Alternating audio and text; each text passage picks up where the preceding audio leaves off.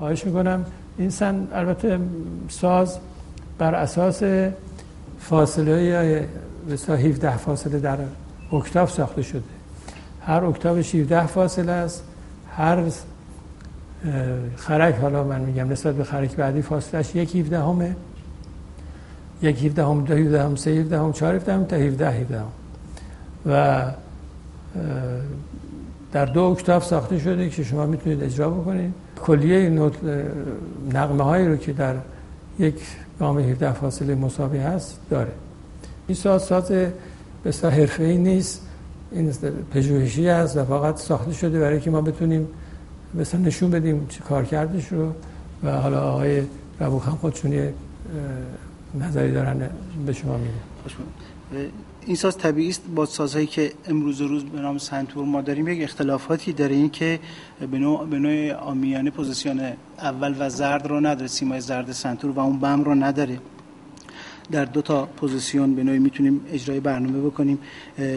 این نوتی که در سنتور امروزی اسمش می هست، میکرون هست، دیگه می نیست، اسمش اگر بخوایم با امروز روز حساب بکنیم نوت 2 خواهد بود. وقتی این 2 خواهد بود طبیعی است اینا هر کدوم با یک فاصله با تناسب محاسبه شده که به 17 قسمت تقسیم بشه. خواه نخواه یه جاهایی به ما یه سری امتیاز، یه سری امکانات میده که در اون سنتور نمیده. مثلا اینکه به راحتی ما بدون اینکه بخوایم کوک رو دست بزنیم به راحتی مثلا از شور ایرانی وارد شور عربی بشیم، به راحتی وارد چهارگاه بشیم، به راحتی وارد من اینجا چند تا رو حتی گام پنتاتونیک بشیم، 5 پرده‌ای، همایون، چهارگاه، ماهور، شور. من جهت از اونجایی که قرار نیست اصلا اینجا اجرای نوازندگی بکنیم و اصلا رپرتوار اجرایی مهم نیست، من در حد شنیدن گام چند تا رو براتون میزنم که ببینید صدادهیش چطوری هست، با وجودی که جناب دکتر فرمودن که اصلا صدای خوبی این سنتور نداره. شور رو براتون میزنم، دقت بفرمایید.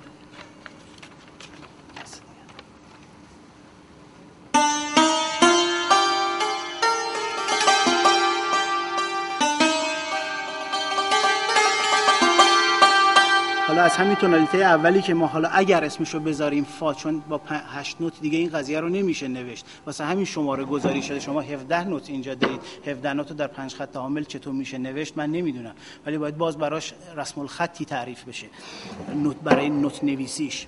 بله میبخشید، ما چون که در این سیستم 17 فاصله‌ای 17 تا به اصطلاح نغمه داریم، اون کاری که من برای رفع مشکل و خیلی هم از نظر ریاضی مطرحه شماره گذاری کردیم که شماره ها نه تنها شماره اصلا معرف اون نغمه است بلکه نمایان فاصله هم هست.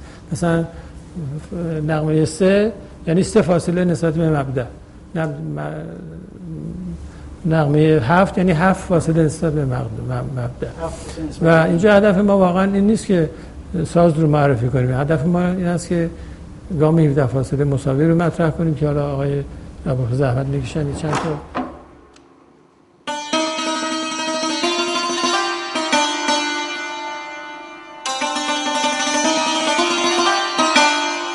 حالا شور عربی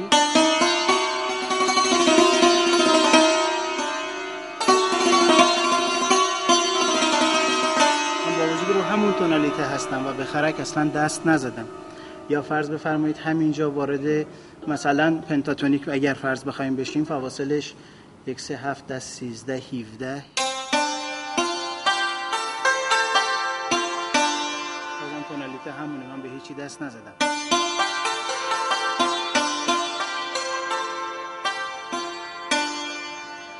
یا فرض بفرمایید یه قطعه مثلا توی چهارگاه بزنیم، 3 2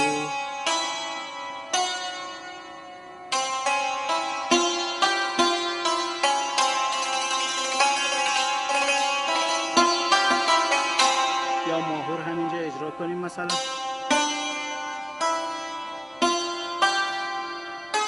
ببخشید 3 6